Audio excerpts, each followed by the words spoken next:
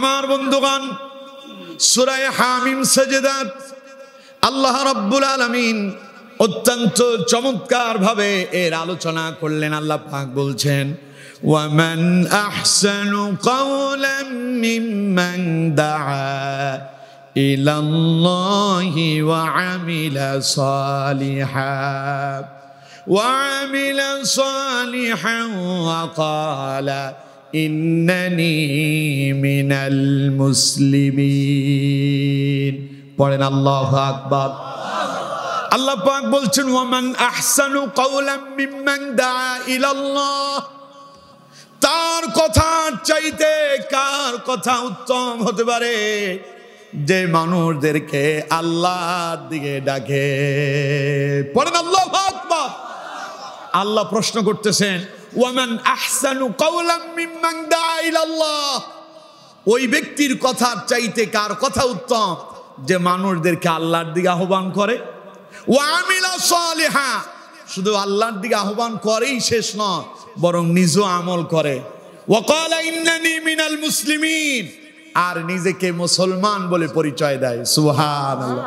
আচ্ছা কন্ত, আমরা এখানে যারা এসেছি অমুসলিম কেউ কি আছি? সবাই বলতে হবে, অমুসলিম কেউ আছি? আমরা সবাই কি? আরো জোরে বলেন, আমরা সবাই কি? আল্লাহ বলছেন, যেই ব্যক্তি মানুষদেরকে আল্লাহর দিকে ডাকে এবং আমলে সালেহ করে, নেক কাজ করে, আর বলে ওয়াকালা ইন্নানি মিনাল মুসলিমিন, আমি মুসলমান, আল্লাহ কয় ওই ব্যক্তি হলো সবচাইতে সত্যবাদী। পড়েন সুবহানাল্লাহ। তাইলে আমার বন্ধুগণ, আমাদের পরিচয় আমরা সবাই বলতে হবে, আমাদের পরিচয় আমরা। যারা বললো না তার মানে তারা শ্রেষ্ঠ মানুষ হইতে চায় না। আমি এতক্ষণ আপনাদেরকে বুঝালাম, ওই ব্যক্তি শ্রেষ্ঠ ব্যক্তি যে নিজের মুসলমান বলে দাবি করে। আপনি কি নিজের মুসলমান বলে দাবি করতে পারেন না? চিল্লা এখন আমরা কি? আরো জোরে বলেন, আমরা কি? না তাদের মতো বলবেন আমাদের পরিচয় আমরা আগে বাঙালি তারপরে মুসলমান। আগে বাঙালি না মুসলমান? আরো জোরে বলেন, আগে কি? যারা নিজেদেরকে মুসলমান বলে পরিচয় দিতে ইতস্তবোধ করে, যারা নিজেকে মুমিন বলে পরিচয় দিতে ইতস্তবোধ করে, যারা মানুষদেরকে আল্লাহর দিকে ডাকতে ইতস্তবোধ করে, বুঝতে হবে ওর মতো অপদার্থ নিকৃষ্ট আর কেউ হতে পারে না। ঠিক কিনা? তাহলে আমাদের পরিচয় আমরা। আরো জোরে বলেন, আমাদের পরিচয় আমরা। এবার পড়েন আলহামদুলিল্লাহ, যিনি আমাদেরকে মুসলমান হিসাবে প্রেরণ করলেন সে আল্লাহর প্রতি আমরা খুশি না বেজার? এজন্য আল্লাহর প্রশংসা, পড়েন আলহামদুলিল্লাহ। আমার বন্ধুগণ, তাহলে দাওয়াত এটা স্বাভাবিক কোনো বিষয় না, এটি একটি ইবাদতের নাম। দেখুন, যারা দাওয়াত দেয় আল্লাহ পাক বলছেন সে হলো সত্যবাদী।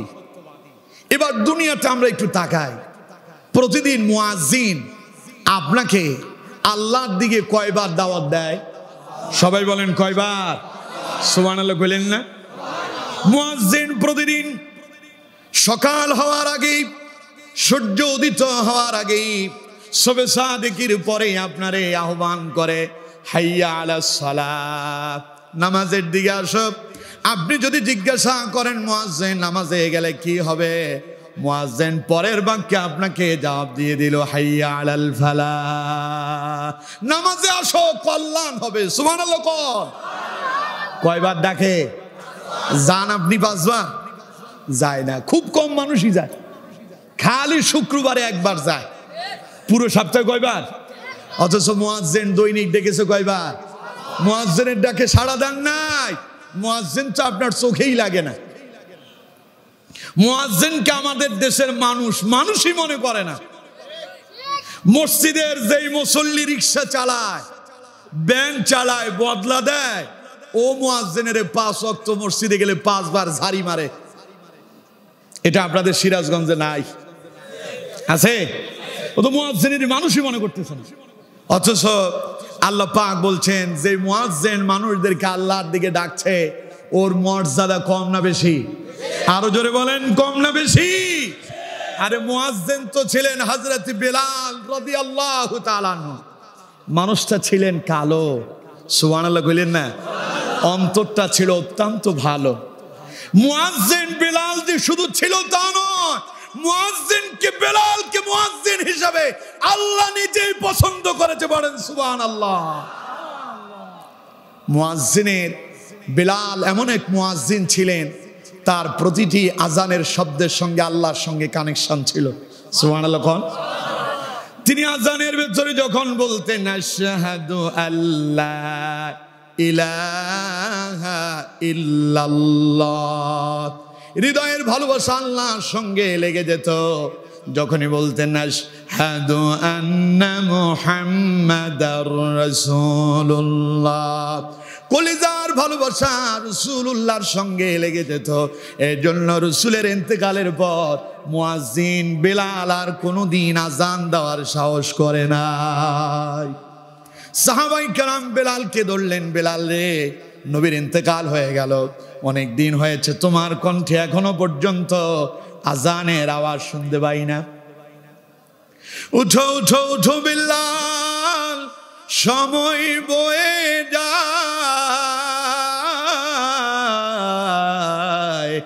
আজান দাও গো মধুর সুরে, শুনতে মনে চায়,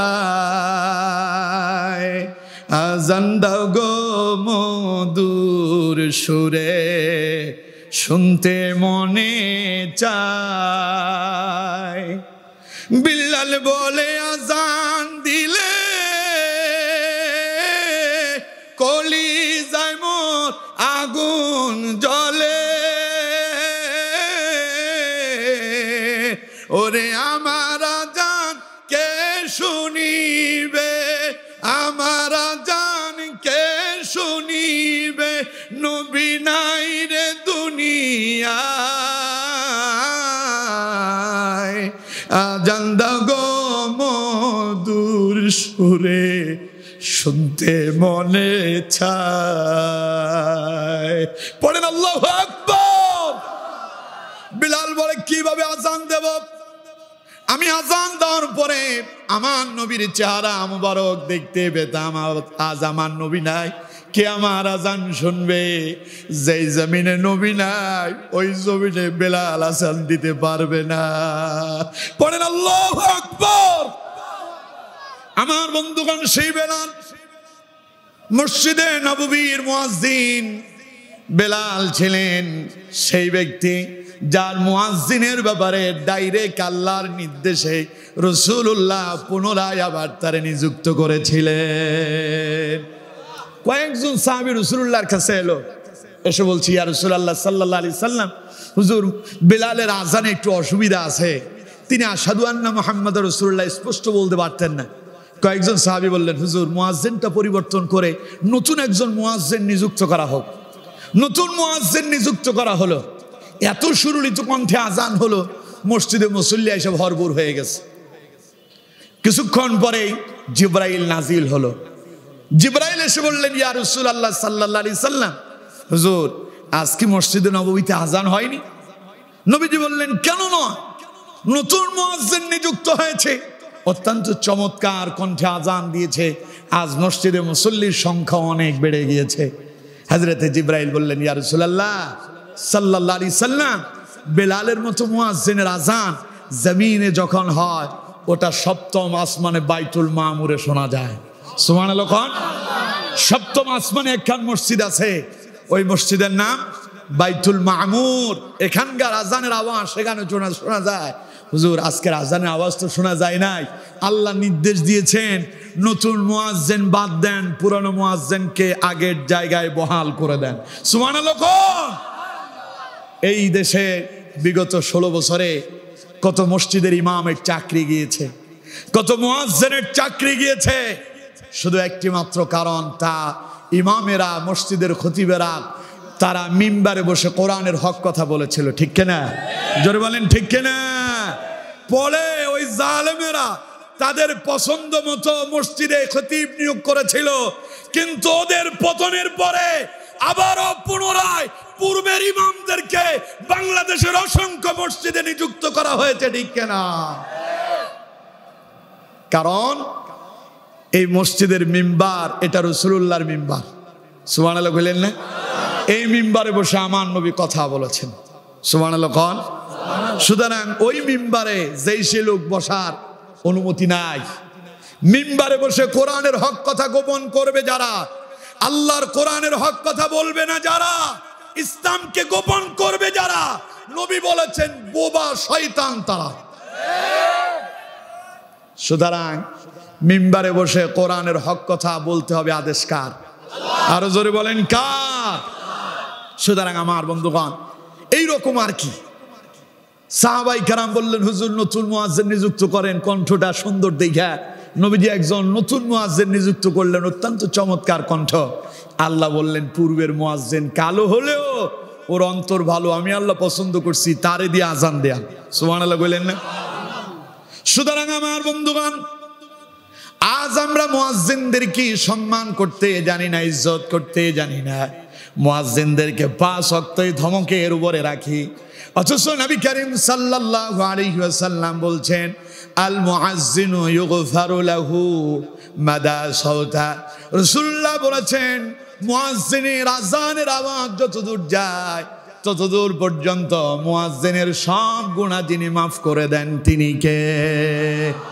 মুয়াজ্জিনের আযানের আওয়াজ যতদূর যায় ততদূর পর্যন্ত যদি তার কোনো গুনাহ থাকে নবীজি বলছেন আল্লাহ তা মাফ করে দেন। সুবহানাল্লাহ। আরো বলেছেন রাসূলুল্লাহ বলেছেন মুয়াজ্জিনের আযানের আওয়াজ যতদূর যায় ততদূর পর্যন্ত মানব দানব, মানুষ এবং জিন, পশু পাখি এবং যত কিছু আছে তাজা এবং শুষ্ক, জীবিত এবং মৃত, গাছপালা সহ সবাই মুয়াজ্জিনের জন্য আল্লাহর কাছে সাক্ষী হয়ে যায়। সুবহানাল্লাহ। ওই মুয়াজ্জিনরে চেনেন না যারে প্রতিদিন ধমক দেন, যিনি আপনার দৈনিক 5 বার ডাকতেছে, ওর ডাকে সাড়া দিয়া মসজিদে আইসা নামাজ পড়লে আপনার নামাজে 25 গুণ সওয়াব আল্লাহ তাআলা আমলনামায় বৃদ্ধি করে দেন। পড়েন সুবহানাল্লাহ। কিন্তু আপনি মসজিদে আসেন না, মুয়াজ্জিনের আপনার চোখেই লাগে না, মুয়াজ্জিনরে আপনার মানুষই মনে হচ্ছে না। আমার বন্ধুগণ আরেকটু শোনেন, যে মুয়াজ্জিন মানুষদেরকে আল্লাহর দিকে ডাকে ওই মুয়াজ্জিনের সম্মান কিয়ামতের দিন কেমন হবে? নবী করিম সাল্লাল্লাহু আলাইহি ওয়াসাল্লাম বলছেন কিয়ামতের দিন মুয়াজ্জিনদের ঘাড়গুলো হবে মোটা মোটা, উঁচু উঁচু, মানুষ তাদেরকে দেখবে, দেখে তাদেরকে চিনবে, আর তাদেরকে চিনেই বলবে এই তো সেই লোক যে মানুষটা দৈনিক 5 বার আমাদেরকে আল্লাহর দিকে ডেকেছেন। সুবহানাল্লাহ। আপনি যারা অবহেলা করেন আর কি, 2000 টাকা বেতন দেন, উনি সময় মতো মসজিদ পরিষ্কার না করলে আপনি তারে ঝাড়ি দেন, উনি সময় মতো আজান দিতে না পারলে তার চাকরি খেয়ে ফেলতেছেন। অথচ রাসূলুল্লাহ বলেছেন যে মুয়াজ্জিন একটানা 12 বছর মুয়াজ্জিনের দায়িত্ব পালন করবে, আল্লাহর দিকে মানুষদেরকে আহ্বান করবে, তার জন্য জাহান্নাম হারাম।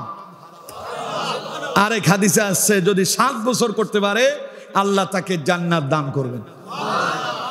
কে? না না, কার কথা বলা হচ্ছে?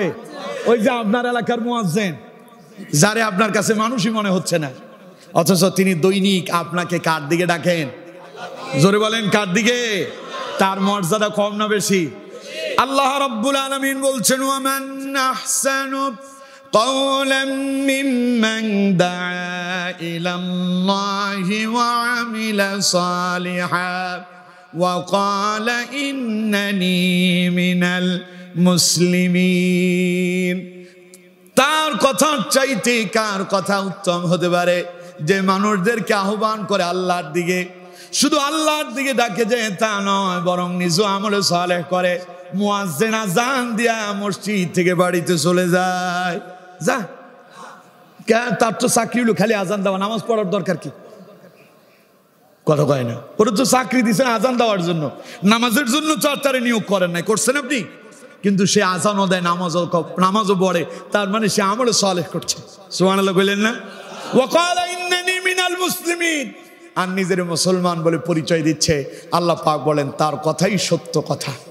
সুবহানাল্লাহ বাড়ি যায় বলেন। সুতরাং আমার বন্ধুগণ আপনিও নিজেকে সেই মুয়াজ্জিনের মতো দামি করতে চান? কথা কয় না, মুয়াজ্জিনের মতো দামি করতে চান? এলাকায় মসজিদে একখান, মুয়াজ্জিন নেবেন কয়টা? এখন আপনি মনে মনে চিন্তা করতেছেন হুজুর তাইলে তো আজকে থেকে আমারও মুয়াজ্জিনের দায়িত্ব নিতে হবে। একজন সাহাবী রাসূলুল্লাহর কাছে এসে বললেন ইয়া রাসূলুল্লাহ সাল্লাল্লাহু আলাইহি সাল্লাম, হুজুর তো মুয়াজ্জিনের দায়িত্ব তো সবাই পালন করতে পারে না, মসজিদে একটা মুয়াজ্জিন হবে কয়টা? তাইলে আমরা তো এই সওয়াব থেকে মাহরুম হয়ে গেলাম। নবীজি বললেন না, মুয়াজ্জিন যখন আজান দেবে তুমি তার সঙ্গে আজানের জবাব দাও। মুয়াজ্জিন যখন আল্লাহু আকবার বলবে তুমিও আল্লাহু আকবার বলো। মুয়াজ্জিন যখন আশহাদু আল্লা ইলাহা ইল্লাল্লাহ বলবে তুমিও তার মতোই বলো। এইভাবে তুমি তার মতো আজানের জবাব দাও। আজান শেষে দোয়া পড়ো, সমপরিমাণ সওয়াব আল্লাহ তোমারও দান করবেন। সুবহানাল্লাহ। তাহলে আপনিও শ্রেষ্ঠ হয়ে যাবেন। কে বলেছেন? জোরে বলেন, কে বলেছেন? সুতরাং আমার বন্ধুগণ, আজকের আলোচনার মূল বিষয় হলো দাওয়াত। মূল বিষয় কি? আরো জোরে বলেন। তাহলে দাওয়াত যারা দেয় পৃথিবীতে তারা নিকৃষ্ট না উৎকৃষ্ট? আপনাদের কাছে নিকৃষ্ট, কিন্তু আল্লাহ উৎকৃষ্ট। সুবহানাল্লাহ বললেন না? এবার আসুন আমার বন্ধুগণ, যে দাওয়াতের বিষয়ে আমি আলোচনা করতে চেয়েছিলাম ওটা খালি আজান নয়, বরং এটা হলো আপনাকে কোরআনের দিকে ডাকা।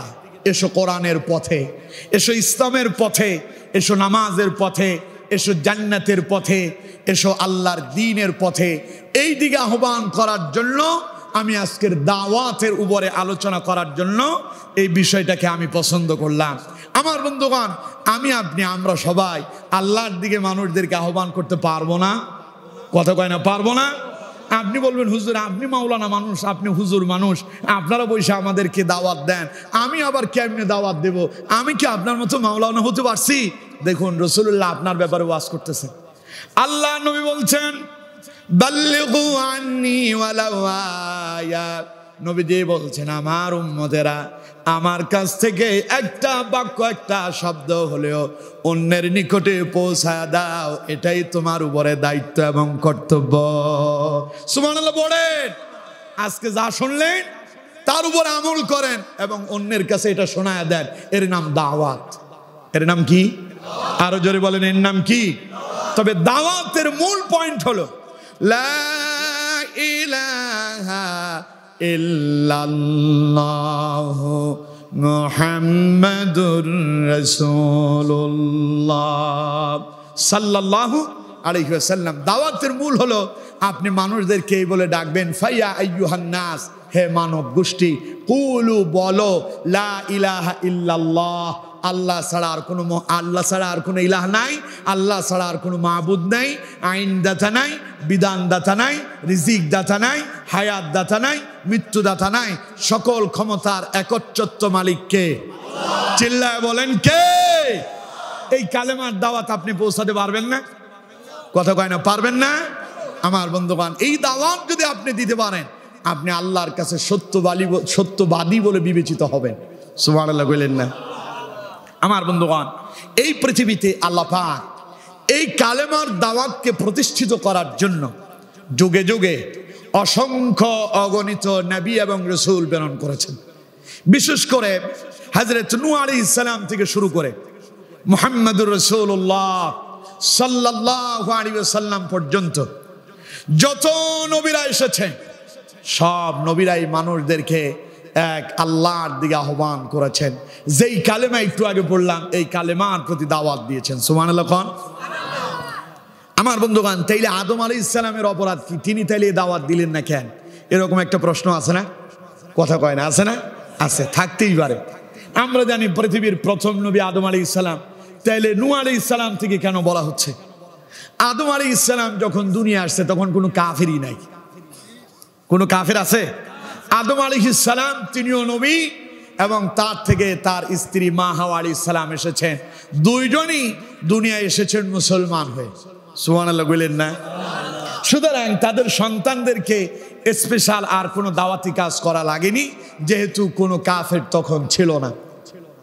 হযরত আদম আলাইহিস সালাম থেকে শুরু করে নূহ আলাইহিস সালামের মধ্যবর্তী আদম আলাইহিস সালামের ওবাদের পরে মাঝখানে প্রায় 1000 শতাব্দী পর্যন্ত এই পৃথিবীতে আর কোনো নবী রাসূল আসেন নাই। 1000 শতাব্দী পরে আল্লাহ পাক হযরত নূহ আলাইহিস সালামকে প্রেরণ করেছেন। মাঝখানে লোকেরা আল্লাহর গোলামি ছেড়ে দিয়া কেউ বা গাছের উপাসনা করতেছে, কেউ বা চন্দ্র সূর্যের উপাসনা করতেছে, কেউ বা মানুষের মূর্তি তৈরি করে তার সামনে মাথা নত করছে, কেউ বা চন্দ্র সূর্যকে রব মনে করে ওই চন্দ্র সূর্যের ইবাদত শুরু করলো। এমন অবস্থায় আল্লাহ তাআলা ওই মানুষদেরকে সঠিক পথের দিশা দেওয়ার জন্য হযরত নূহ আলাইহিস সালামকে নবী করে প্রেরণ করেছেন। সুবহানাল্লাহ। তাহলে নূহ আলাইহিস সালাম থেকে শুরু করে মুহাম্মদ সাল্লাল্লাহু আলাইহি সাল্লাম পর্যন্ত যত নবীরা এসেছেন সব নবীদের একটাই দাওয়াত ছিল, লা ইলাহা ইল্লাল্লাহ, লা ইলাহা ইল্লাল্লাহ, লা ইলাহা ইল্লাল্লাহ মুহাম্মাদুর রাসূলুল্লাহ। পড়েন সাল্লাল্লাহু আলাইহি ওয়াসাল্লাম। তাহলে আমার বন্ধুগণ, এই পৃথিবীতে যত নবীদেরকে আল্লাহ প্রেরণ করছেন সব নবীরা কার দিকে দাওয়াত দিয়েছেন? সবাই বলতে হবে কার দিকে? দেখুন আল্লাহ রাব্বুল আলামিন কোরআনুল কারীমের ভেতরে এই কথাটা অত্যন্ত চমৎকার ভাবে তুলে ধরেছেন। আল্লাহ পাক বলছেন, ওয়ালা কাদ বা'আসনা ফি কুল্লি উম্মাতির রাসূলান আন ই'বুদুল্লাহা ওয়াজতানিবুত তাগুত। আল্লাহ পাক বলছেন, আমি প্রত্যেক জাতির জন্য নবী রাসূল প্রেরণ করেছি, আর প্রত্যেক নবী এবং রাসূলকে এই উদ্দেশ্যে তাদেরকে প্রেরণ করলাম তারা যেন তাদের কওমের লোকদেরকে, জাতিকে এই দাওয়াত দেয়, আনি ইবুদুল্লাহ ওয়াজতানিবুত তাগুত, তোমরা আল্লাহর ইবাদত করো, আল্লাহ ছাড়া আর কোনো ইলাহ নাই, সুতরাং তোমরা আল্লাহ ছাড়া আর কারো উপাসনা করবা না। এই দাওয়াত দেওয়ার জন্য আল্লাহ অসংখ্য নবী প্রেরণ করেছে। সুতরাং আমার বন্ধুগণ, এবার নবীদের দাওয়াতটা কেমন ছিল? আল্লাহ বললেন, সব নবীর এই দায়িত্ব দিয়ে প্রেরণ করলাম, আনি ইবুদুল্লাহ, পৃথিবীর মানুষের কাছে এই দাওয়াত দাও তারা যেন আল্লাহর গোলামি করে, ওয়াজতানিবুত তাগুত, আর তারা যেন তাগুতকে পরিহার করে। এবার আসুন, প্রথম রাসূল বললাম হযরত নূহ আলাইহিস সালাম। নূহ আলাইহিস সালামের দাওয়াতি মিশন কেমন ছিল? কোরআনুল কারীম সূরা আরাফে আল্লাহ পাক বলছেন, লাকাদ আরসালনা নূহান ইলা কওমিহি ফাকালা ইয়া কওমি ইবুদুল্লাহ মা লাকুম মিন ইলাহিন গায়রু। আল্লাহ পাক বলেন, আমি নূহকে তার কওমের জন্য নবী করে প্রেরণ করলাম। ফাকালা ইয়া কওমি ইবুদুল্লাহ, নূহ আলাইহিস সালাম তার কওমের লোকদের কাছে এলেন আর তাদেরকে ডেকে বললেন, ইয়া কওম, হে আমার কওমের লোকেরা, ইবুদুল্লাহ মা লাকুম মিন ইলাহিন গায়রু, তোমরা আল্লাহর গোলামি করো, আল্লাহ ছাড়া আর কোনো ইলাহ নাই। পড়েন সুবহানাল্লাহ।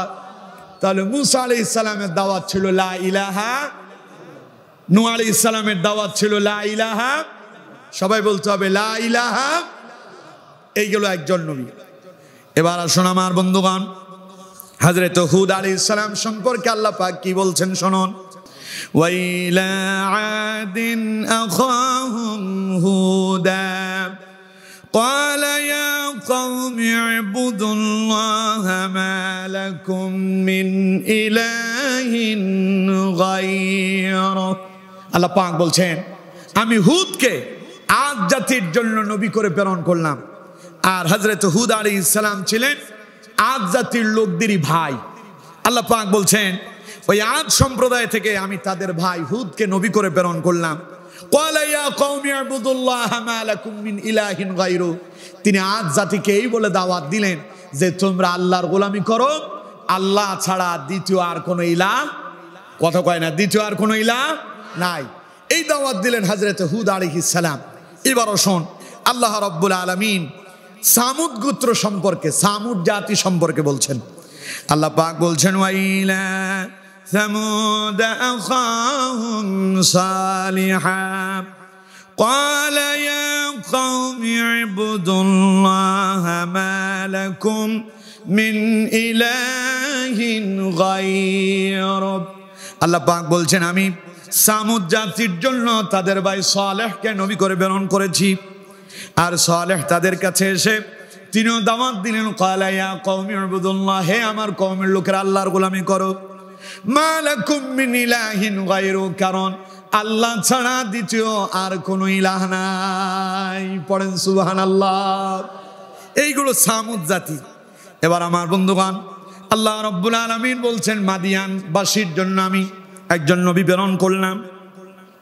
আল্লাহ পাক বলছেন ওয়াইলা মাদিয়ানা আখাহুম শুআইবা قال يا قوم اعبدوا الله ما لكم من إله غيره পড়েন আল্লাহু আকবার। আল্লাহ পাক বলছেন আমি মাদিয়ানবাসীর জন্য তাদের ভাই শুআইবকে নবী করে প্রেরণ করলাম। ভাই তো বুঝতেছেন, কথা কয় না, বুঝতেছেন তো? অর্থাৎ মাদিয়ানবাসী থেকেই আল্লাহ পাক তাদের পরিচিত, তারা যাকে ভাই বলে সম্বোধন করত, এমন একজন ব্যক্তিকে আল্লাহ নবী বানালেন। ভাই তার ভাইদেরকে দাওয়াত দিচ্ছে, ক্বালা ইয়া কওমি ইবুদুল্লাহ, হে আমার ভাইরা তোমরা আল্লাহর গোলামি করো, মা লাকুম মিন ইলাহিন গায়রু, কারণ তিনি ছাড়া আর কোনো ইলাহ নাই।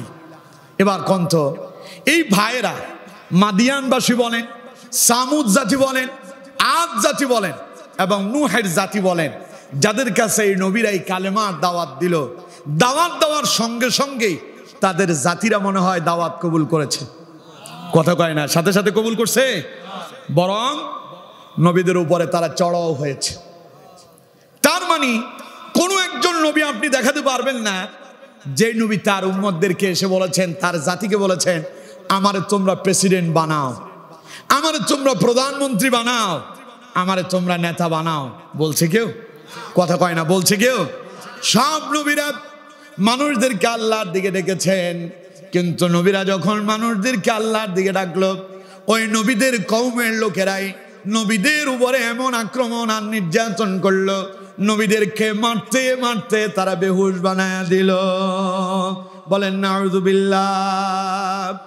যেমন আমরা হযরতে মুসা আলাইহিস সালাম সম্পর্কে বলি, আল্লাহ পাক বলছেন ওয়ালাকাদ আরসালনা মুসা বিআয়াতিনা আন আখরিজ কওমাকা মিনাজ যুলুমাতি ইলান নূর।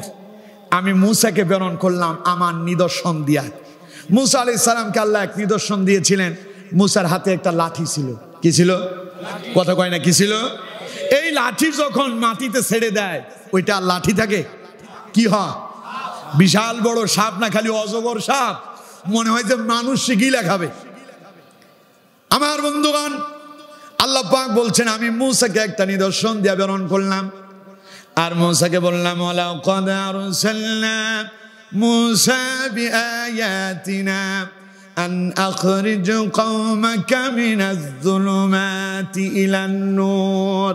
হে মুসা, এখন তোমার দায়িত্ব হলো তুমি তোমার এই জাতিকে আমার এই নিদর্শন দেখায়া অন্ধকার থেকে বের করে আলোতে নিয়ে আসবে। সুবহানাল্লাহ। কোন? তার মানে যারা কাফের তাদেরকে ঈমানের দাওয়াত দিয়া মুসলমান বানায়া নাও। পড়েন সুবহানাল্লাহ। মুসা আলাইহিস সালাম যখন এই দাওয়াত দেওয়া শুরু করলো, মুসা আলাইহিস সালামের কওমের সবচাইতে বড় মানুষ, বড় প্রভাবশালী মুসার শত্রু কি নাম? সবাই বলেন কি নাম? ফেরাউন মুসা আলাইহিস সালামরে সালাম জানাইছে, কথা কয় না, সালাম দিছে। অথচ ফেরাউন মুসা আলাইহিস সালামরে লালন পালন করছিল। ইতিহাস আপনারা জানেন। ফেরাউন মুসা আলাইহিস সালামরে সালাম দেয় নাই, সম্মান করে নাই, বরং মুসা আলাইহিস সালামকে হত্যা করার জন্য সামনে এগিয়ে এসেছিল। ঠিক কিনা? জোরে বলতে হবে, ঠিক কিনা? আচ্ছা কোন তো সেই ফেরাউন মুসা আলাইহিস সালামের দাওয়াতি মিশন বন্ধ করতে পেরেছিল? বরং ফেরাউনে ধ্বংস হয়েছিল। ঠিক কিনা? জোরে বলতে হবে, ঠিক কিনা? দেখুন আল্লাহ পাক কোরআনে বলছেন কাযযাবাত ক্বাবলাহুম কওম নূহ ওয়া আদ ওয়া ফিরআউন যুল আওতাদ। আল্লাহ পাক বলছেন নূহ এবং আদ সম্প্রদায়ের জাতির লোকেরা, নূহের জাতির লোকেরা, ফেরাউনের জাতিরা সব নবীদেরকে মিথ্যাবাদী বলেছিল। ওয়া থামুদ ওয়া কওম লূত ওয়া আসহাবুল আইকা। আমি যেই সমস্ত নবীদের নাম এতক্ষণ বলছি, সামুদ জাতি, আদ জাতি, লূত জাতি, হুদ জাতির লোকেরা, এই লোকেরা সব নবীদেরকে মিথ্যাবাদী বলেছিল। ইন কুল্লুন ইল্লা কাযযাবার রাসূল। আল্লাহ বলছেন এরা সব নবীদেরকে মিথ্যাবাদী বলেছিল। আচ্ছা কোন তো নবীরা যে কালেমার দাওয়াত দিয়েছিল ওটা সত্যের পক্ষে ছিল না মিথ্যার পক্ষে ছিল? আরো জোরে বলেন, সত্যের না মিথ্যার? আমার বন্ধুগণ, ফেরাউন মুসা আলাইহিস সালামরে ঠেকাইতে পারছিল? কথা কয় না, পারছিল? নমরুদ মুসা আলাইহিস ইব্রাহিম আলাইহিস সালামরে ঠেকাইতে পারছিল?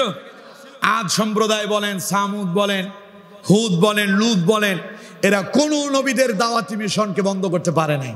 ঠিক কিনা? জোরে বলেন ঠিক কিনা? নবীরা সাকসেস হয়েছেন। সুতরাং নবীদের দাওয়াতি কাজ, এই কাজ সাধারণ কোনো কাজ নয়, এটা আল্লাহরই দেওয়া বিধান। এই দাওয়াতি কাজ করে যারা শেষ বেলায় সফল হয় তারা। ঠিক কিনা? বাংলাদেশের ইতিহাসও তাই বলছে। আল্লামা সাঈদীকে গ্রেফতার করার পরে তারা মনে করছিল এই দেশে আর তাফসীর মাহফিল হবে না। ঠিক কিনা? তবে এক সাঈদী গ্রেফতার হওয়ার পরে বাংলাদেশে হাজার হাজার সাঈদী বিভিন্ন ঘরে ঘরে যিনি তৈরি করেছেন তিনি কে? আরো জোরে বলতে হবে কে? আল্লাহ বলছেন ওয়ামা কারু ওয়ামা কারাল্লাহ ওয়াল্লাহু খায়রুল মাকিরিন। জালেমরা ষড়যন্ত্র চক্রান্ত করে, আল্লাহ কয় আমি কৌশল করি। সুবহানাল্লাহ কইলেন না? ওরা এক সাঈদীরে গ্রেফতার করলো, হাজার সাঈদী তৈরি হয়েছে। আল্লামা সাঈদী তিনি প্রত্যেকটি মাহফিলে আলোচনা শুরু করার আগে একটা দোয়া করতেন। দোয়াটা কি? ইয়া রব করম তো আগার করে ও বাদ দে জুবা কো जो दिल पर असर करे रब्बना तकब्बल मिन्ना इन्नका अंतस समीउल अलीम व तुब अलैना इन्नका अंतत तव्वाबुर रहीम। ठीक है ना? এই দোয়া আপনারা শুনেন নাই? কি বলেছেন তিনি? তিনি বলেছেন ইয়া রব করম তো আগার করে, হে আমার রব, হে আমার মাবুদ, হে আমার মালিক, তুমি তো যা চাও তাই করতে পারো। ও বাদ দে যুবাকো যু দিল পর আসর করে, আমার জবান দিয়ে এমন কিছু বের করে দাও যা মানুষের অন্তরে গিয়ে আসর করবে। সুবহানাল্লাহ খান। সেটা শুধু আসরই করে নাই। আমি আল্লামা সাঈদীর তাফসীর শুনেছিলাম খুব ছোট তখন, আমার মনে হয় সম্ভবত ওটা 2005-06 সাল হইতে পারে, এরকমের দিকে, বিএনপি সরকারের আমলে। তখন আমি তার আলোচনা যখন শুনেছিলাম তখন খুব ছোট। সেখানে তার তাফসীর মাহফিলের সেই দিনকের ছাত্র হওয়ার সুযোগ আল্লাহ আমাকে দিয়েছেন। পড়েন আলহামদুলিল্লাহ। আমার বন্ধুগণ, আমি যখন মাদ্রাসায় পড়ি আমার বাবা আমার জন্য সব সময় দোয়া করতেন যে আমি তোমার জন্য দোয়া করি আল্লাহ যেন তোমার সাঈদীর মতো কবুল করে। আমার আব্বার ইন্তেকালের 2 দিন আগে এই দোয়া তিনি করেছেন আমার জন্য। বাপও আলেম ছিল, ভাইরা সবগুলোই মাদ্রাসায় পড়ুয়া, 3 ভাই, 3 ভাই হাফেজ, 3 ভাই আলেম। আমার দাদাও আলেম, আমার নানাও আলেম, 14 গোষ্ঠী সব আলেম। পড়েন আলহামদুলিল্লাহ। তো আমি সেই দিন আল্লামা সাঈদীর আলোচনা শুনেছিলাম। এমনকি সাঈদী সাহেবের এমন কোনো ক্যাসেট ছিল না যেগুলো আমাদের শোনা হতো না। আমার বাবা সব সময় সাঈদী সাহেবের মাহফিল শেষ হলেই ফেরেদ ময়দানে যে 5 দিনের তাফসীর করতেন তিনি প্রত্যেক দিনের ক্যাসেট নিয়ে আসতেন। প্রথম পর্ব, দ্বিতীয় পর্ব, তৃতীয়, চতুর্থ, পঞ্চম সব পর্ব নিয়ে আসতেন এবং ওই সময় সাউন্ড বক্স লাগায় পুরো বাড়িতে শোনাতেন। সুবহানাল্লাহ খান। সেই সাঈদী সাহেবের দোয়ার ফসল এই ইমামউদ্দিন মাসুম। তিনি যে সেই দিন দোয়া করেছিলেন ইয়া রব করম তো আগার করে ও বাদ দে যুবাকো যু দিল পর আসর করে, হে আমার রব তুমি তো যা চাও তাই করতে পারো, আমার জবান দিয়ে এমন কথা বের করো যা মানুষের কলিজা আসর করবে।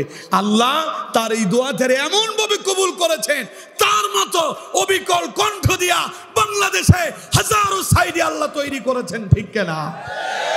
তাইলে কন্ত আল্লামা সাঈদীর এই দাওয়াতি মিশন তারা বন্ধ করতে পেরেছিল? কথা বলেন, পেরেছিল? সুতরাং যারা বন্ধ করতে চেয়েছিল ইতিহাস বলছে তারাই বন্ধ হয়ে গেল। ঠিক কিনা? জোরে বলেন ঠিক কিনা?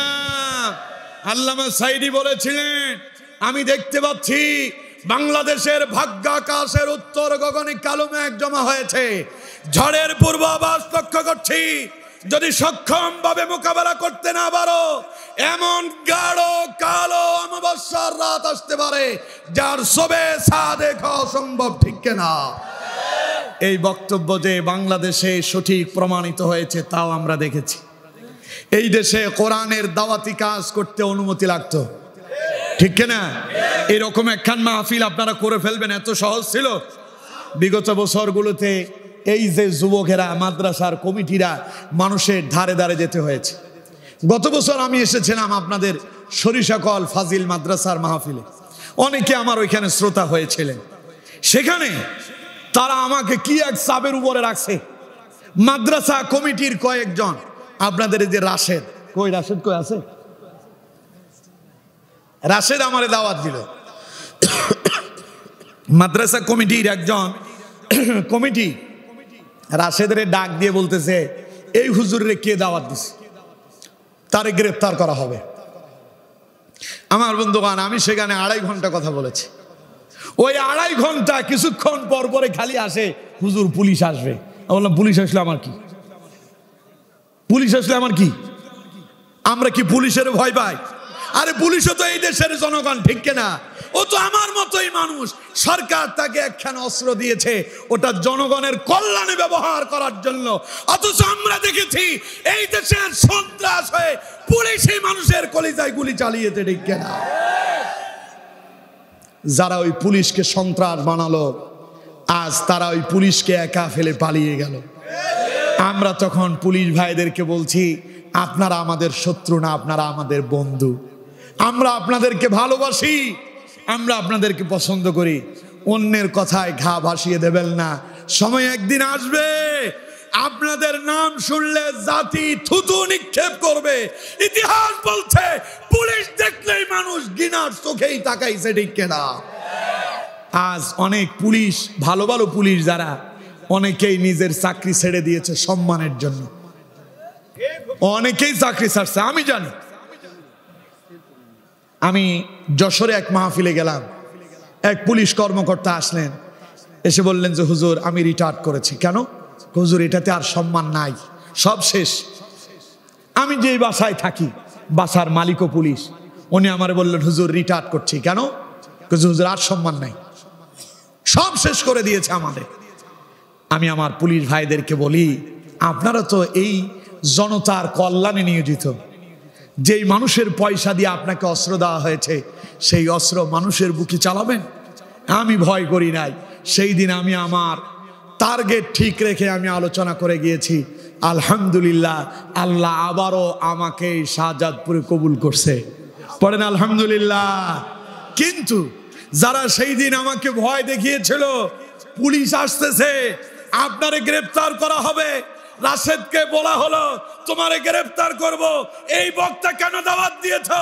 আজ তারা একটাও নাই, সব পালাইছে, ঠিক কিনা? সুতরাং আল্লাহর সিদ্ধান্তই চূড়ান্ত, কথা কয় না? আল্লাহর সিদ্ধান্তই। সুতরাং আমার বন্ধুগণ, সব নবীদের দাওয়াতি কাজে কাফেরেরা বাধা দিয়েছিল, কিন্তু কোন নবীদের দাওয়াতি মিশন বন্ধ করতে পারে নাই। যা আমরা বাংলাদেশে দেখেছি, এই দেশেও কোরআনের দাওয়াতকে বন্ধ করে দেওয়ার জন্য নানাবিধ ষড়যন্ত্র হলো, কিন্তু কোরআনের দাওয়াত আছে, যারা বন্ধ করতে চাইলো তারাই বন্ধ, ঠিক কিনা? কথা কয় না, ঠিক কিনা? ওরা আবার বলে মাঝে মধ্যে আসবে, খুব তাড়াতাড়ি নাকি আসবে। লোকজন কয় আমরাও প্রস্তুত আছি, আসো তুমি শর্ট করে ঢুকো, আমরা ফট করে কাম চালায় দেব, ঠিক কিনা? আমার বন্ধুগণ, আপনাদের কাছে আহ্বান জানাই, আমরা আপনাদেরকে কোনো দলের দিকে ডাকি? কথা কয় না, কোনো দলের দিকে ডাকছি? আচ্ছা, আপনাদেরকে আমরা বলেছি আপনি জামাত ইসলাম করেন, বলেছি? আপনারে বলছি আপনি সরমনাই করেন, আহলে হাদিস করেন? আমরা আপনাদেরকে ডাকি আল্লাহর কোরআনের দিকে। আপনি কোরআনের পক্ষে থাকেন, আপনি ইসলামের পক্ষে থাকেন, আপনি ইসলামী আন্দোলনের পক্ষে থাকেন, আপনি কোরআনের দাওয়াত কবুল করেন, আপনি কোরআনের দাওয়াত দেন, আপনি দুনিয়াও কল্যাণকামী হবেন, পরকালে আপনি জাহান্নামের আগুন থেকে নাজাত পাবেন, ঠিক কিনা? তাহলে সুতরাং আমার বন্ধুগণ, দাওয়াত দিতে হবে কার দিকে? আরো জোরে বলতে হবে, কার দিকে? সব নবীরা দাওয়াত দিয়ে মার খেয়েছেন, নির্যাতিত হয়েছেন, গালি শুনেছেন। আপনি দাওয়াত দিলে আপনি গালি শুনবেন না? কথা কয় না, গালি শুনবেন না? আপনি মার খাবেন, গালি শুনবেন, জেলে যাবেন, ফাঁসির কাস্তে ঝুলবেন, এরপরে আপনারে কোরআনের দাওয়াত দিতে, জোরে বলেন, কোরআনের দাওয়াত দিতে। কারণ এই দায়িত্ব আপনার, এই দায়িত্ব আপনারা কে দিয়েছে? আমার বন্ধুগণ শুনুন, কোরআনুল কারীমে আল্লাহ পাক বলছেন, ওয়াল মুমিনুনা والمؤمنات بعضهم أولياء بعض يأمرون بالمعروف وينهون عن المنكر ويقيمون الصلاة ويؤتون الزكاة ويطيعون الله ورسوله أولئك سيرحمهم الله إن الله عزيز حكيم পড়েন আল্লাহু আকবার। আল্লাহ পাক বলছেন মুমিন পুরুষ এবং মুমিনা নারী বাদুহুম আউলিয়াউ বাদ, তারা একজন আরেকজনের বন্ধু।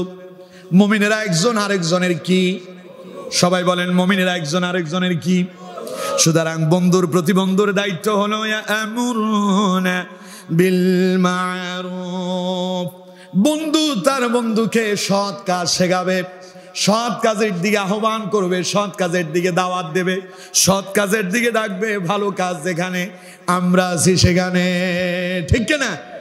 বন্ধু যখন নামাজে যাবে সে তার বন্ধুকে বলবে চলো বন্ধু আমিও যাই নামাজে, তুমিও চলো নামাজে।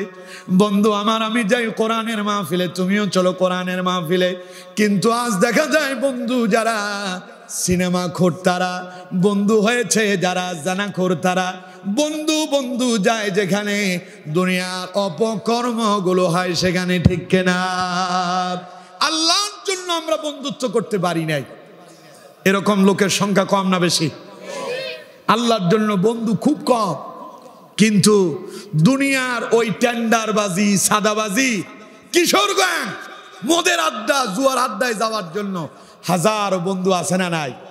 আরো জোরে বলেন আছে না নাই? তাহলে বন্ধু যদি নিজেও গান শুনে আরেক বন্ধুরে গানের দিকে নিয়ে যায়, এটা কি ভালো কাজের দিকে আহ্বান হলো? কথা কয় না, ভালো কাজের দিকে আহ্বান হলো?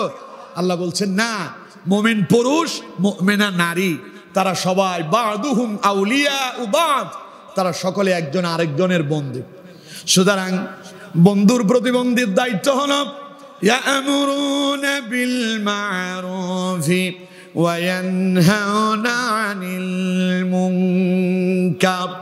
মুমিন পুরুষ এবং মুমিনা নারী প্রত্যেকের দায়িত্ব হলো তারা মানুষদেরকে সৎ কাজের দিকে আহ্বান করবে, ভালো কাজের দিকে ডাকবে।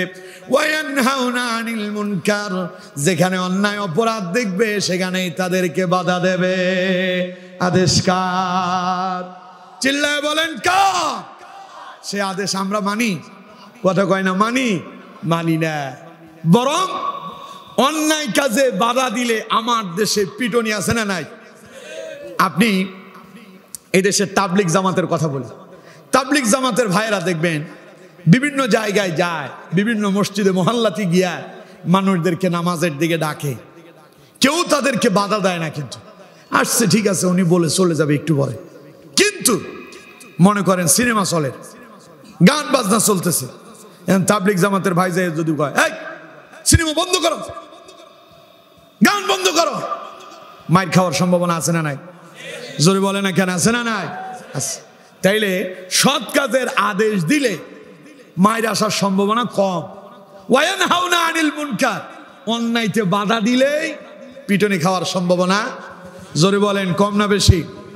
এই দেশের উলামায়ে কারাম শাপলা চত্বরে যে মায়ের খেল, তারা কি সেখানে সৎ কাজের আদেশ দিয়েছিল? না না, অন্যায় কাজে বাধা দিতে গিয়েছিল। সে অন্যায় কাজ কি? তারা তখন ওই যে বিভিন্ন জায়গায় আজ যে বিভিন্ন বড় বড় মূর্তিগুলো ভাঙা হয়েছে, দেখছেন না আপনারা? 5 আগস্টের পরে বিশাল বিশাল ওই তাদেরই তৈরিকৃত ভাস্কর্যগুলো ভেঙে দেওয়া হয়েছে। এই ভাস্কর্য যেন তৈরি করা না হয়, এই 13 দফা দাবি দিয়া, ওইটা সহ মোট 13 দফা দাবি নিয়ে হেফাজতে ইসলামের ব্যানারে ওলামায়ে কারাম সেই দিন শাপলা চত্বরে এসেছিল। অর্থাৎ অন্যায় কাজে বাধা দিয়েছিল তারা। এই বাধা যখন তারা দিল, সেই শাপলা চত্বরে রাতের আধারে হাজার হাজার আলেমদেরকে গুলি করে তারা হত্যা করেছিল, ঠিক কিনা? জোরে বলেন ঠিক কিনা? কিন্তু এবার টঙ্গী ময়দানের দিকে তাকান, টঙ্গী ময়দানের ইজতেমা টঙ্গী ময়দানের ইস্তেমা চলছে, সেই শুরু থেকে আজ পর্যন্ত বন্ধ হয়েছে। এখানে কোনো বাধা দিয়েছে? বরং পুলিশ নিজেই প্রোটেকশন দেয়, প্রশাসন প্রোটেকশন দেয়, সরকার প্রোটেকশন দেয়। কারণ এখানে টঙ্গী ময়দানে এখানে খালি সৎ কাজের আদেশ হবে, লোকজন আসবে, নামাজ কালাম পড়বে, এখানে দ্বীন নসিহত হবে, এখানে অন্যায় কাজের বাধা নাই। এই জন্য এখানে তাদেরও কোনো বাধা নাই। বাধা তো সেখানে রাজপথে গিয়া যখন অন্যায়ের বিরুদ্ধে বাধা দিয়েছে, এই দেশের অসংখ্য আলেমদের রক্ত ঝরেছে, ঠিক কেনা? মামুনুল হকরে এমনি জেলখানায় নিয়েছিল, বাবুনগরীকে এমনি জেলখানায় বন্দি করছিল, সরমনাই পীর সাহেবের যে ওনাকে চেয়ার মেরে যে ওনার ঠোঁট ফাটায় দিয়েছিল, এমনি করেছিল। ওর একটা মাত্র কারণ ছিল, যখনই তারা অন্যায় কাজে বাধা দিয়েছে তখনই বাতিলেরা ঝাঁপিয়ে পড়েছে, ঠিক না? এর জন্য অন্যায় কাজে বাধা দিলেই বিপদ আসবে, যা আমরা বিগত জীবনে দেখেছি। আমি একখান ঘটনা আপনাদের এখানে এসে শুনলাম। যখন এই ময়দানে মাহফিল শুরু হয়েছিল, শুরু হওয়ার পরে প্রথম কোন মুরব্বীরা বলেছেন, পোলাপাইন আমাদের কথা শুনে না, ওরা মাহফিল করতেছে নিজ নিজ উদ্যোগে, ওরা আমাদেরকে মূল্যায়নই করে না। আচ্ছা কন্ত ছেলেপেলেরা যে এই মাহফিল করা শুরু করছিল, তখন কি তারা কি খারাপ কাজ করছিল? তো ওরা ভালো কাজ করছে, আপনি তো উৎসাহ দেওয়ার কথা, ওদেরকে উৎসাহিত করার কথা ছিল, বাবারা তোমরা করো, আমরাও তোমাদের সাথে আছি, ঠিক কিনা? রাসূলুল্লাহ বলেছেন, আমি যখন দাওয়াতি কাজ করেছি, আমার দাওয়াতি কাজে যুবকরাই আমাকে বেশি সহযোগিতা করেছিল, বৃদ্ধরা বাধা দিয়েছিল। ইতিহাসও তাই বলছে, ভালো কাজে বাধা বেশি, খারাপ কাজে কোনো বাধা নাই। সিনেমা হোক কোনো বাধা হবে না, গায়ে হলুদের অনুষ্ঠানে গান বাজনা হোক কোনো বাধা নাই। কিন্তু কোরআনের হক কথা বললে আমার দেশের মসজিদেও বাধা আছে না নাই? জোরে বলতে হবে, আছে না নাই? সুতরাং আমার বন্ধুগণ, আপনি যদি হকের দাওয়াত দেন, বাধা আসবে, বাধা। এরপরে আপনাকে দাওয়াত, কথা কয় না, এরপরে আপনাকে দাওয়াত। দেখুন আল্লাহ রাব্বুল আলামিন তার নবীকে ডেকে বললেন, ইয়া আইয়ুহান নাবিয়্যু ইন্না আরসালনাকা শাহিদাও ওয়া মুবাশশিরাও ওয়া নাযীরা ওয়া দাঈয়ান ইলাল্লাহি বিইযনিহি ওয়া সিরাজাম মুনীরা। পড়েন আল্লাহু আকবার। আল্লাহ তার নবীকে বলছেন, ইয়া আইয়ুহান নবী, হে আমার নবী, ইন্না আরসালনাকা শাহিদাও ওয়া মুবাশশিরাও ওয়া নাযীরা, আমি আপনাকে সাক্ষ্যদাতা হিসাবে এবং সুসংবাদদাতা এবং সতর্ককারী রূপে প্রেরণ করেছি। ওয়া দাঈয়ান ইলাল্লাহি বিইযনিহি, আর আমার অনুমতি ক্রমে আমার দিকে মানুষদেরকে আহ্বান করার জন্য আপনাকে আমি প্রেরণ করেছি। সুবহানাল্লাহ কইলেন না? তাইলে নবী মানুষদেরকে কার দিকে আহ্বান করেছিলেন? আরো জোরে বলেন, কার? আমার বন্ধুগণ, বিশ্বনবী যখন দাওয়াতি কাজ শুরু করলেন, আল্লাহ নবী পাহাড়ের উপর উঠে দাঁড়ালেন, কাফেরদেরকে ডেকে বললেন, ফায়া আইয়ুহান নাস, হে মানব গোষ্ঠী, তাল এইদিকে আসো। সব লোকেরা রাসূলুল্লাহ ডাকে সাড়া দিয়ে সামনে উপস্থিত হয়ে গেল। নবীজি বললেন, আমাকে চেনো নাকি? আমি কে? আমার পরিচয় আজ তোমাদেরকে দিতে চাই। নবীজি জিজ্ঞাসা করলেন, আমার সম্পর্কে তোমাদের ধারণা কি? সব কাফেররা একযোগে এক বাক্যে জবাব দিল, মুহাম্মদ সাল্লাল্লাহু আলাইহি সাল্লাম, আমাদের এই মক্কাতে আপনার মতো এমন ভালো মানুষ আর কেউ নাই। নবীজি বললেন, আচ্ছা কত দেখি, আমি কি কোনোদিন তোমাদের উপরে অন্যায় করেছি? কয় না। আমি কি তোমাদের উপরে বোঝা চাপিয়ে দিয়েছি? ওরা বলল যে না। বিশ্বনবী বললেন, আচ্ছা তাহলে আমি তোমাদেরকে আরেকবার জিজ্ঞাসা করি, আমার চরিত্রটা কেমন একটু তোমরা বলো। উপস্থিত সব কাফেরেরা এক বাক্যে জবাব দিল, মুহাম্মদ, তোমার চরিত্র যে কি তা তুমি বুঝো না? আমরা তোমার নাম রেখেছি আল আমিন। সুবহানাল্লাহ বললেন না? আমরা তো তোমাকে নাম দিয়েছি মহাবিশ্বের মহাবিশ্বাসী। তোমার মতো এমন ভালো মানুষ মক্কা মদিনার একজনও নাই। সুবহানাল্লাহ কোন? নবীজি বললেন, আচ্ছা আমি যদি বলি আগামীকাল সূর্যটা পশ্চিম দিগন্তে উদিত হবে, বিশ্বাস করবো নাকি?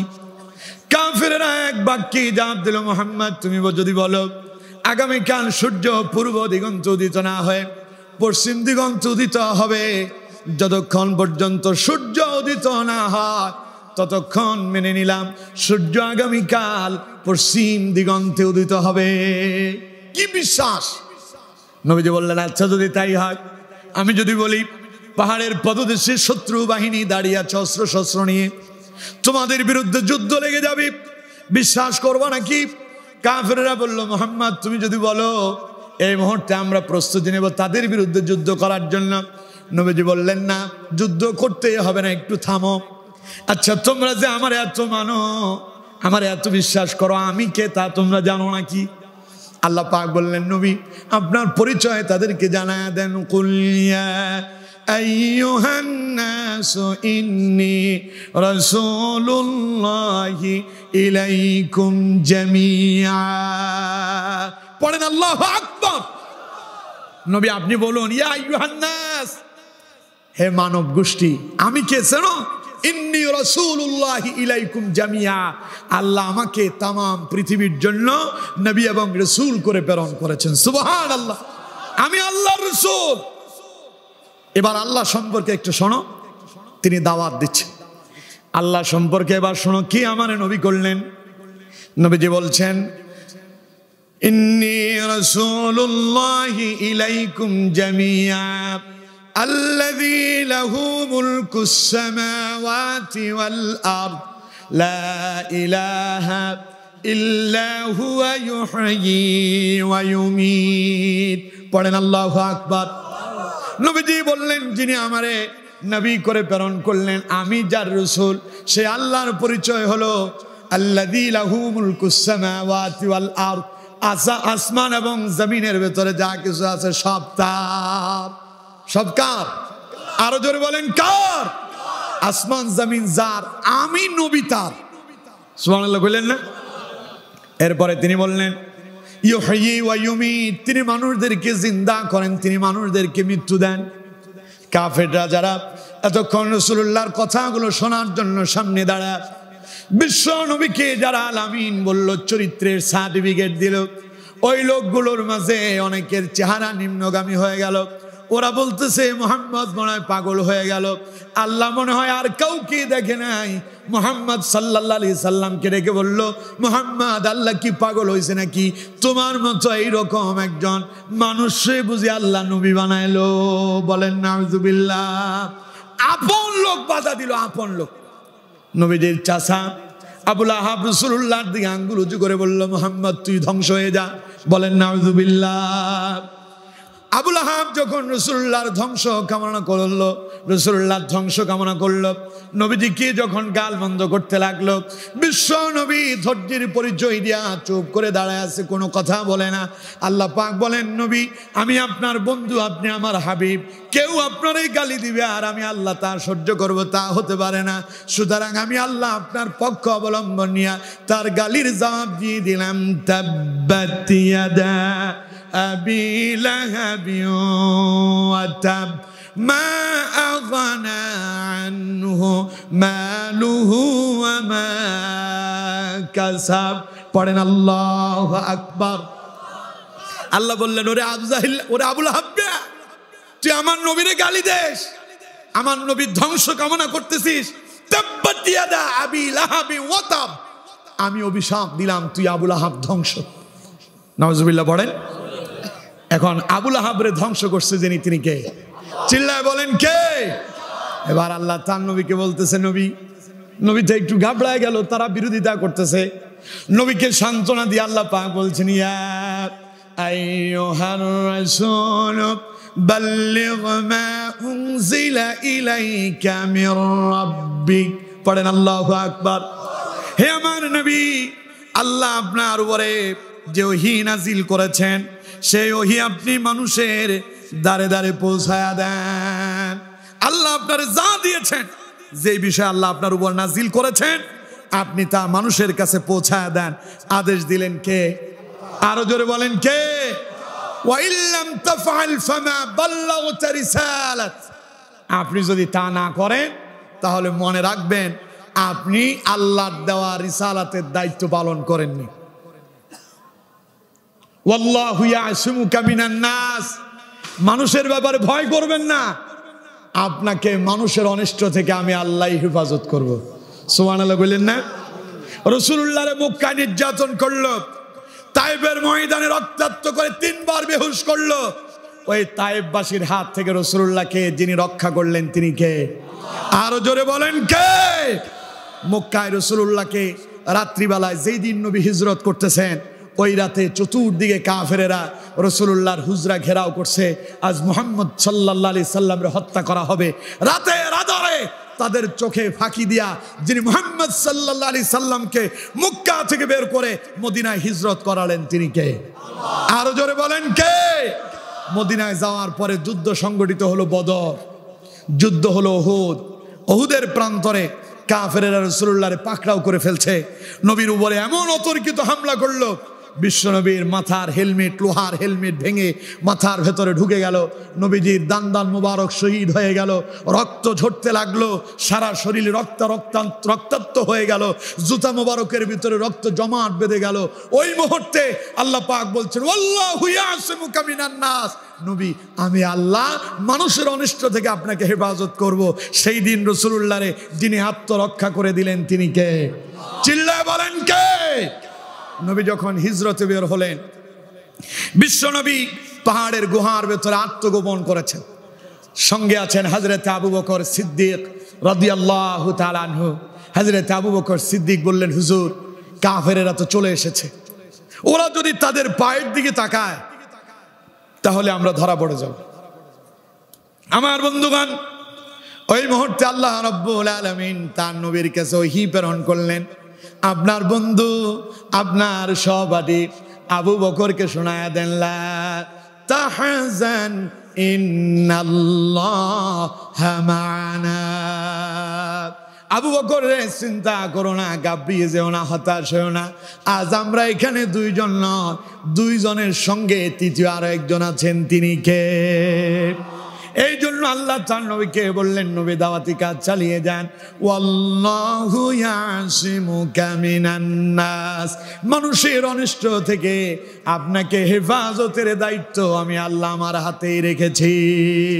আমার বন্ধুগণ, কোন তো দেখি কাফেরদের অত্যাচার নির্যাতন থেকে মুহাম্মদ সাল্লাল্লাহু আলাইহি সাল্লামকে হেফাজত করে যিনি আবার মক্কা বিজয় করে মুহাম্মদ সাল্লাল্লাহু আলাইহি সাল্লামকে মক্কা এবং মদিনার প্রেসিডেন্ট বানায় দিলেন, তিনি কে?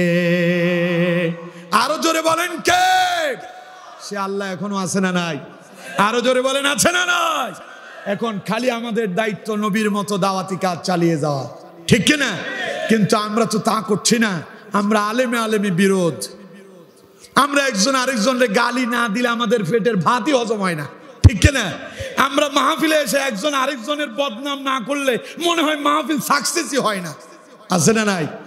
আমরা আলেমরা একজন আরেকজনরে, কেউ হয়ে যাচ্ছে কাফের, একজন আরেকজনের ইহুদিদের দালাল, অমুক দল ইসলামিক দলই না, এই জাতের কথা বলে নিজেদের ভেতরে তো শুধু ফাটল সৃষ্টি করি নাই, বরং জাতিকেও আল্লাহর দ্বীন আর ইসলাম থেকে দূরে সরাইয়া দিচ্ছে, ঠিক কিনা?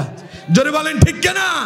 অথচ দেখেন সব নবীরা দাওয়াত দিলেন একরকম, লা ইলাহা ইল্লাল্লাহ, আর আমরা আলেমরা লা ইলাহা ইল্লাল্লাহর দাওয়াত দেয়, পাশাপাশি খালি নিজের দলের দিকে ডাকি, আমার দলই ঠিক বাকি সব খারাপ। এই জন্য নিজের দলের দিকে ডাকতে গিয়া আমাদের নিজেদেরই আজকে 12টা বেজে গেল, ঠিক কিনা? মায়ের আমরা হুজুররা সবাই খাচ্ছি। এখনো আমরা এই মহা সংকট কালে আলেমরা ঐক্যবদ্ধ হতে পারিনি।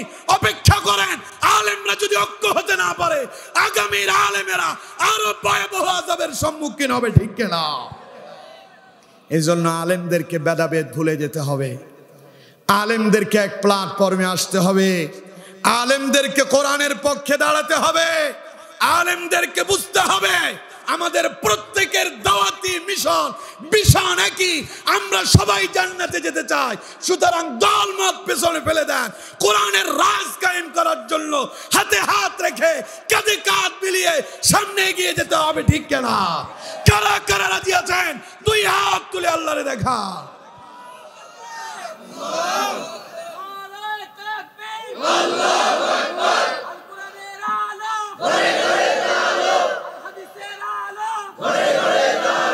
পড়েন আলহামদুলিল্লাহ, পড়েন আলহামদুলিল্লাহ।